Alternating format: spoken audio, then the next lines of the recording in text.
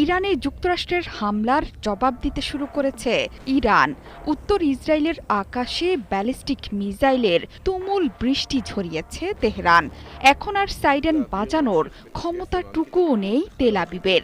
ইরানের ৩ পারমাণবিক কেন্দ্রে হামলার জবাবে অন্তত ২৫টি মিসাইল ছুড়েছে তেহরান। এর মধ্যে প্রথম দফায় ২০ মিসাইল, দ্বিতীয় দফায় ইরান ছুড়েছে আরও ৫টি মিসাইল। হতাহত নিরূপণে ঘটনাস্থলে উপস্থিত আছেন হাসপাতালের কর্মীরা।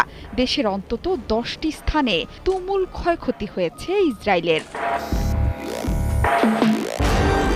ইসরায়েলের বিমানবন্দরগুলোতে বন্ধ আছে ফ্লাইট ওঠানামা। বেন গুরিয়ন বিমানবন্দরে অবতরণের কথা থাকা বিমানগুলো অবতরণ করবে অন্য গন্তব্যে। যাত্রীদের নিরাপত্তায় এই সিদ্ধান্ত নিয়েছে বিমানবন্দর কর্তৃপক্ষ। শুধু হাইফাতেই নয়,